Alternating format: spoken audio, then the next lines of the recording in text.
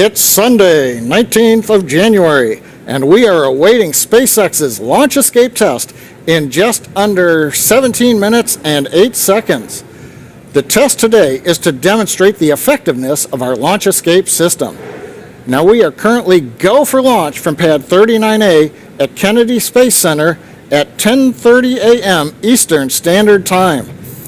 Thanks for joining us. I'm John Isberger, Falcon Principal Integration Engineer here at SpaceX headquarters in Hawthorne, California. And I'm Marie Lewis with NASA Public Affairs. The purpose of today's test is to demonstrate Crew Dragon's ability to safely fly astronauts away from danger and separate from the Falcon 9 rocket during an in-flight emergency. Now, SpaceX's launch escape system is a first of its kind, with its 8 Super Draco thrusters built directly into Dragon to push the spacecraft away from Falcon 9 in case of an emergency. You can think of it as a rocket on top of a rocket. Now, in order to test our launch escape system, which is integral to the Dragon spacecraft you see in front of you on the video, we will be simulating an emergency with Falcon 9 at about 84 seconds into flight. This could be a few seconds early or late, as Dragon waits for Falcon 9 to reach a specific velocity before initiating the escape. Now, before Dragon separates and fires its Super Draco engines, it will command Falcon 9 to shut down its engines as part of the escape sequence. Because Falcon 9 is then unpowered, we are expecting the launch vehicle to fully break up at some point, which should create some particularly interesting views. For sure. Now, it's not every day you get to see something like that, so we're going to do our best to bring it to you live as it happens. But a reminder, with the weather and the clouds, we're going to try to find the views that are best. And to be very clear, this is all part of today's test. Within the context of this test, the views that you will see will allow us to validate the effectiveness of our launch escape system. And we're hoping for some very exciting views, but the whole point of the test today is the next step in our multi-year efforts to fly astronauts again from U.S. soil. It's part of NASA's Commercial Crew Program, and it's a partnership we have with SpaceX and Boeing. But this is not the first time we are putting Dragon's launch escape system to the test. If you remember, back in 2015, SpaceX's Abort test demonstrated Dragon's ability to escape from the Falcon 9 in the event of an emergency on the pad before liftoff. And the Super Dracos in the launch escape system on today's Dragon capsule you see there were successfully static fired this past November. And in addition to the test that you just mentioned, SpaceX also flew a full uncrewed demonstration mission to and from the International Space Station last 700 tests on just the Super Draco system alone. Really looking forward to seeing those perform in today's flight. Absolutely. And if all goes well today, the next big milestone will be to launch astronauts, as we mentioned, to the International Space Station. That's part of what we call Demo 2 or Demonstration Mission 2. Now we're currently just inside of T-minus 13 minutes and 45 seconds and counting down. Now, weather's been a watch item the last couple of days with rough seas, sustained winds in the recovery area. We had to scrub yesterday. We're also still listening. They're evaluating constantly the weather in the splashdown area right now as we're doing the webcast. Now, we do have a 6-hour window today in case we need to wait for better weather or less cloud cover. We've obviously used 2.5 hours of it already, but right now we think this is our best opportunity. Now, if the weather does not cooperate today, we are preserving tomorrow as a potential backup. Now, as a reminder again, this is not a typical launch. We're purposely testing Dragon's escape system under the most extreme conditions. So while we want everything to go right today, we are prepared if everything goes wrong. And if that does happen, that's the whole point. This is exactly why we test. We want to see if there's any potential issues, and we want them to happen now so we can address those before we put astronauts on board. And speaking of astronauts, we have NASA's Darrell Nail at Kennedy Space Center in Florida. That's where the test is taking place this morning. And he has more about what those very first astronauts assigned to fly Crew Dragon will be paying special attention to this morning. Darrell? Yeah, good morning, John and Marie. It's a pretty nice day here at the Kennedy Space Center in Florida. You can see behind us here on the lawn, some of the media have gathered to shoot this launch. And of course, the countdown clock, the iconic one, they're counting 12 minutes until launch. As you mentioned, the first crew members assigned to fly Crew Dragon are NASA astronauts Doug Hurley and Bob Behnken. And they have the most, you could say, invested in the outcome of this test flight. Right now, they are just a few miles away from Launch Pad 39A, which is just behind my left shoulder here. They're in the SpaceX firing room inside the Launch Control Center, where they will closely monitor today's flight abort test. Now, right now, they've been training up until this point, training hard with NASA and SpaceX so they can understand every aspect of Dragon's systems, their spacesuits, and how to respond in a variety of potential emergency scenarios, including an escape from a Falcon 9 rocket in the middle of flight. The end result of that could be an early splashdown in the Atlantic Ocean. Now, both astronauts told us what they will specifically be looking for during today's test flight. I think both of us are really excited that the in-flight abort test is about to happen. You know, we kind of view that as the graduation exercise, like a lot of folks do on the NASA side, to make sure that we're really confident that we've got a good plan and good procedures in place for pulling that mission off. And so I'm excited that we're this far, and I know once it's behind us, you know, we'll be the prime Falcon 9 Crew Dragon crew. What we want to see from this test is just an end-to-end success. So, you know, another successful launch of the Falcon 9, and then to see the Super Dracos work. I think that's a really good point. I think getting the NASA team and the SpaceX team on the same page kind of going forward and kind of walking through all the decisions that you have to make for getting ready for this flight, I think is a big milestone as well, because it's the last launch associated with us before we ride that rocket. Yeah, that's very true. It is. It's kind of the final exam, so there's a lot riding on it, but also I think it's a culmination of a ton of work from everybody in NASA and SpaceX to get to this point.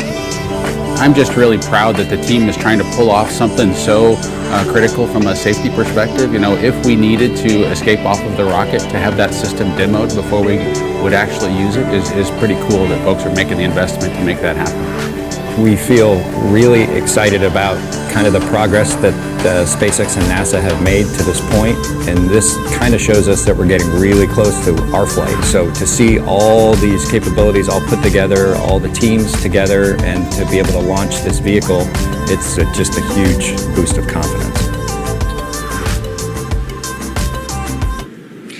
Now, there's an interesting human side to Doug and Bob's story. They're not just crewmates, but they're also friends who have spent a lot of time together over the years. Both graduated from the same astronaut training class in 2000. Both flew on the space shuttle. Both are married to astronauts, and they were... All right, thanks, Daryl. You're taking a live look now. This is inside SpaceX's firing room 4. That's where Bob and Doug are sitting today, along with the NASA and SpaceX teams, following along today's test. And this past Friday, they completed what we refer to internally as a dry dress rehearsal. We saw some video of that during Daryl's segment. This is where the astronauts, along with the SpaceX and NASA teams, walk through those steps that they'll take before they get on board for Demo 2. We saw them suit up, and that is really exciting stuff, especially that was the first time we saw them suited up walking out of the astronaut suit up room, and so really looking forward to doing that for Demo 2. Let's take a quick look now at Crew Dragon. It stands almost 27 feet tall from the bottom of the trunk to the top of the nose cone.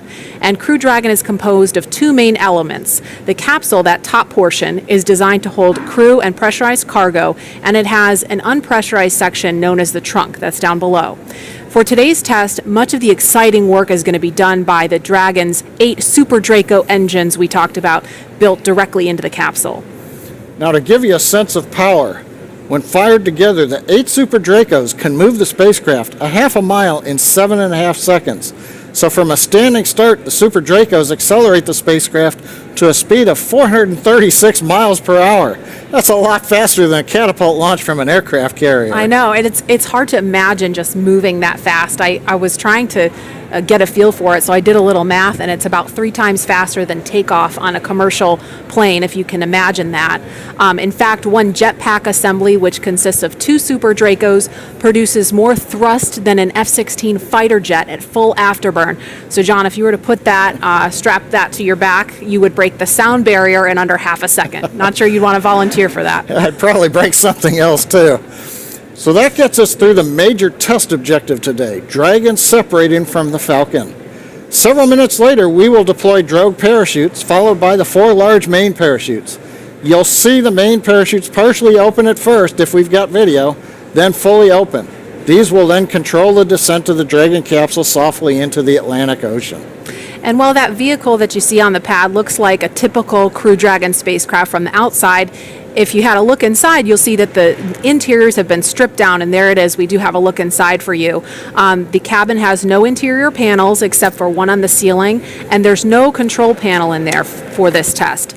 Dragon's also outfitted with 2 seats that you see there, and sitting inside those seats, we have 2 anthropomorphic test devices. What, no cool acronym? I'll just call them test devices. We have enough acronyms, John. While the test devices do not have any sensors on them today, the seats they're sitting on are instrumented. We'll be able to measure the loads on the seat to ensure that there are no unexpected issues in this stressing test case. We've also made some other modifications to the Dragon interior for today's test. That's right. There will be 3 cargo racks with some assortment of ballast or cargo bags and no floor. Now, below where the floor would be, there will be an assortment of mass simulators in place of the life support components and some other equipment that's down there when we have crew aboard. Now, the test today will look a lot like a normal Falcon launch for the first minute and a half. We'll fly until Falcon 9 reaches a predetermined velocity. This will occur about 84 seconds into flight, and that happens at approximately 20 kilometers up. Once we reach the required velocity, Dragon will then trigger an escape. Now, as a reminder, the ground is not commanding this abort. It's up to the onboard computers to determine when to trigger the launch escape and do all the functions afterward. Once Dragon does trigger the launch escape, the first event will be commanding Falcon 9 to shut down its 9 Merlin engines. Now, as Marie and I mentioned earlier, Dragon will then separate from the Falcon using its 8 Super Draco engines, firing for about 8 seconds. That carries Dragon capsule with the trunk up and away from Falcon. Now, once they finish firing the Super Dracos, we coast, we jettison the trunk at apogee, we reorient the capsule to come back for entry into the Earth's atmosphere. We deploy about 2 minutes after apogee the drogue chutes, and about a minute after that, the 4 main parachutes will be released. Dragon will then splash down softly in the Atlantic Ocean about 35 kilometers offshore. Now, when Dragon separates, we no longer have that smooth aerodynamic shape on top of the rocket. So the supersonic Falcon is going to be exposed to strong aerodynamic forces in the upper atmosphere. So we expect those aerodynamic forces will cause Falcon to start to tumble.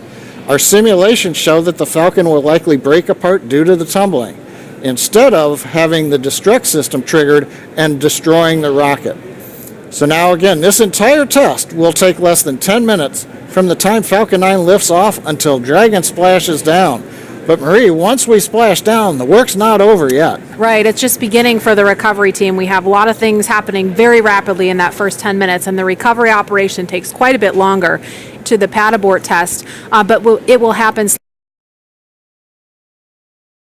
slightly farther downrange in the Atlantic Ocean. So after splashdown, recovery teams will already be standing by for range approval to enter and clear that hazardous area. And if all goes nominally, SpaceX could have fully recovered Dragon back onto its recovery ship approximately 2 hours after splashdown. Keep in mind, though, if this were to happen during an actual flight with crew on board, rescuing them would be the #1 objective, of course, and recovering Dragon would be a secondary operation.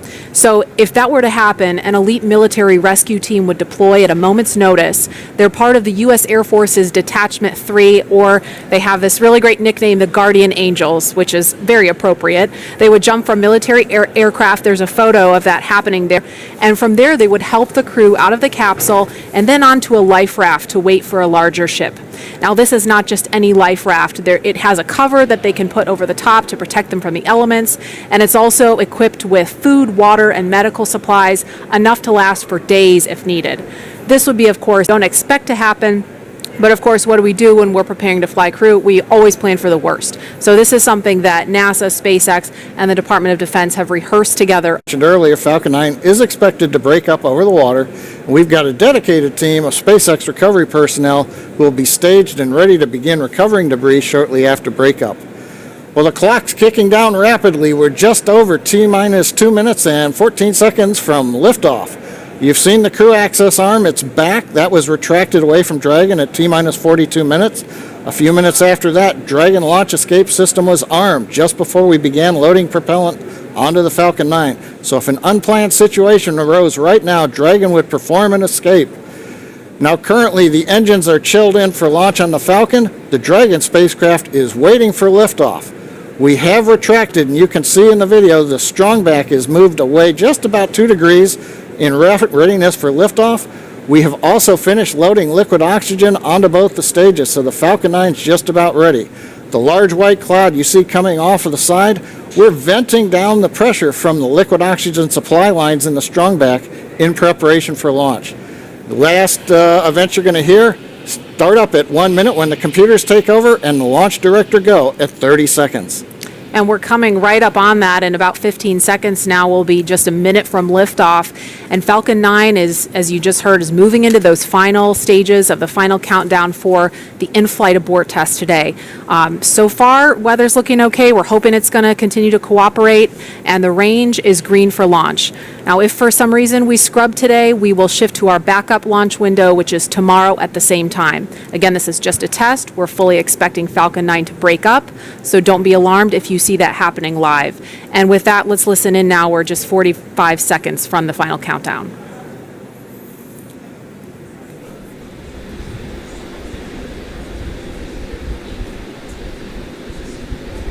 FTS is armed. Go for launch.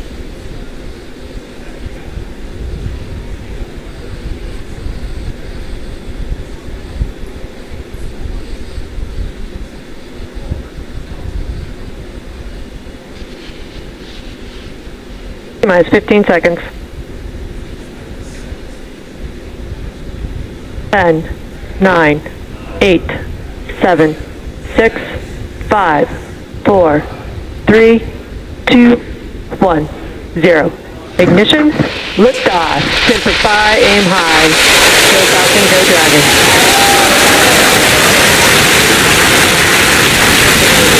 Vehicle is touching down range.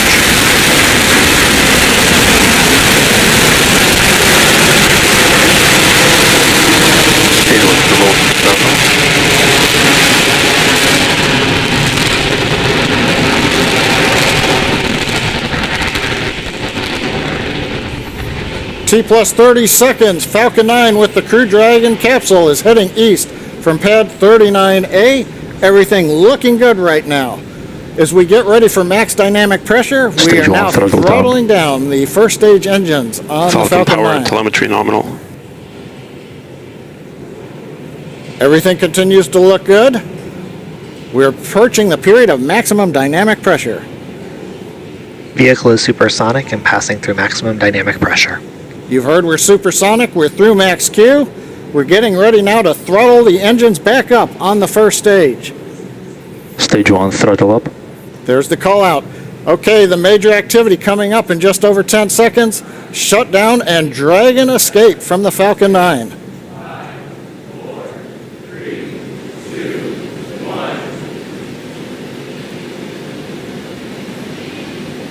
Miko. Dragon launch escape initiated. Dragon's away. And you can hear some really loud cheering in the room. Okay, you just saw a bright flash there. It looks like that may be Falcon 9 breaking up. We've got some loud cheers here in Hawthorne. The folks that just watched live the Dragon separate. The next milestone we have coming up at 2 minutes, 25 seconds, we're expecting to see the trunk jettison. So that claw that connects the trunk to the capsule is going to separate, allowing Dragon to separate from the trunk. That's coming up in 15 seconds. And we do have the report. Loss of telemetry from Falcon 9, first stage.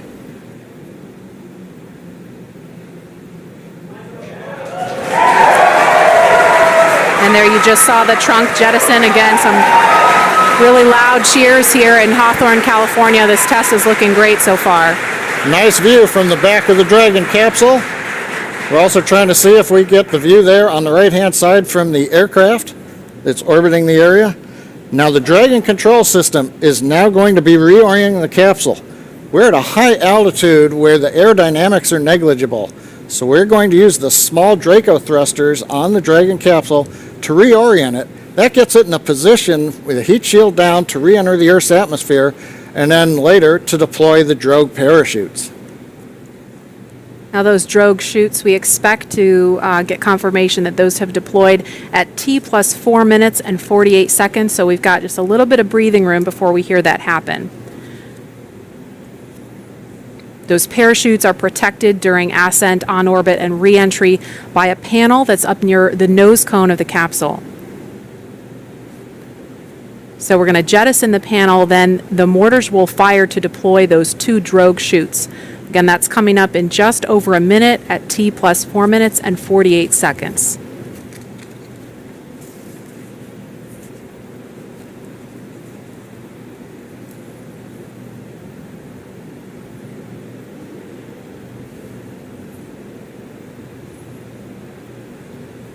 Now those drogue chutes, when we see those come out, those will open, those will come out before the main parachutes. Those drogue parachutes are what we use to begin to decelerate the Dragon capsule in preparation for splashdown. We understand we're getting into the drogue deploy envelope on the Dragon capsule. We expect that will happen when Dragon is at about 20,000 feet.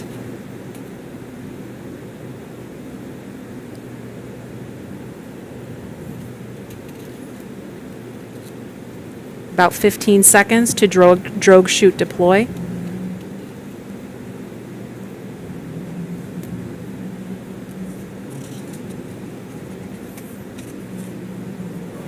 And there they are. Drogue chutes are out.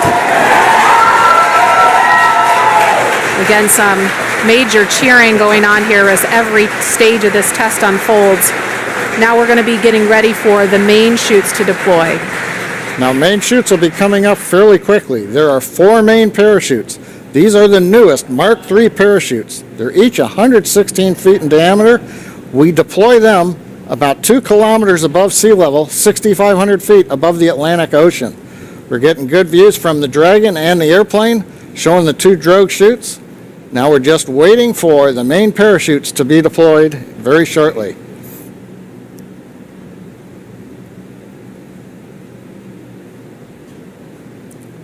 And we have the view from a different camera on Dragon showing the 4 main parachutes.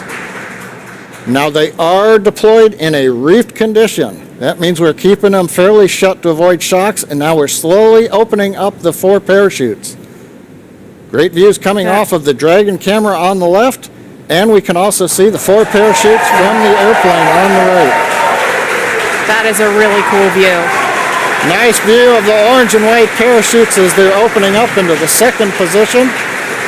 And then going to fully open. From fully open, we'll be descending about 20 to 25 feet per second down to the Atlantic. So from that 6,500 foot altitude, it's going to take us a few minutes to splash down. Also right now that the mains are out, a sequence is performed on the Dragon, which will reorient the crew seats into a splashdown position, give them a little better angle to take the slow bounce as we hit the ocean. Now, Maria, I talked about the parachutes came out initially at a reef condition. That's fairly standard. They come out not fully open. That way they're minimizing the shock on the parachutes. We're also minimizing the shock on the capsule. Again, we want to give a smooth ride to the crew as they are coming back through the Earth's atmosphere. Right. Now, the parachutes are located behind a door that's at the bottom of the capsule. It's below the crew hatch. So Dragon commands the door to release, and as you saw in the video, the drogue parachutes pull the door away, and that pulls the 4 main parachutes out. Now, these are the new Mark III parachutes. We've completed here at SpaceX over 80 tests of that parachute system, including 10 multi-parachute tests of this particular upgraded parachute design over the last few months to demonstrate that the design is ready for flight. And we're just inside 2 minutes of when we expect to see splashdown. The recovery teams are already out there in the Atlantic Ocean standing by, ready with fast boats to begin their initial approach to Dragon. Again, we mentioned this before, but the recovery operation we expect to take a couple of hours. I've heard a call out, we're below 500 meters. And we expect when Dragon splashes down, it's going to be roughly 32 kilometers offshore.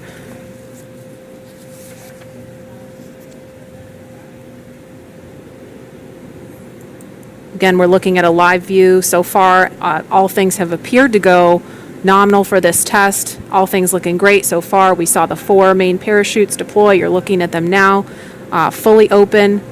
And we are coming up on about a minute until splashdown.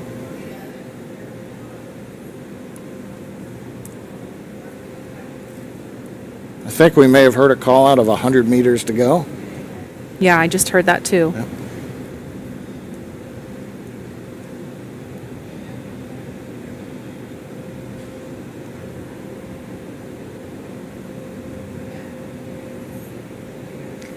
Now those 4 parachutes are actually going to be released from the capsule after splashdown, and they'll be recovered too. And we are down. Down a little bit early, in fact. And there you can see the recovery boat beginning to approach instantly. I'm going to try to talk a little bit louder so you can hear me over the folks here. This has been a really exciting thing to see because we had the weather. We weren't really sure if the weather was going to cooperate. We were trying to weigh, is it favorable for launch, but also is it favorable for recovery, because they really have to watch the height of those waves in order to do this operation. That fast boat is just off screen now, but there's 4 fast boats out there in the area to begin, again, that initial approach to Dragon.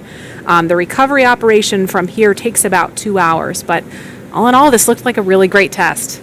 Yeah, a lot of fun watching the Dragon come down. We had great views from the onboard camera in particular.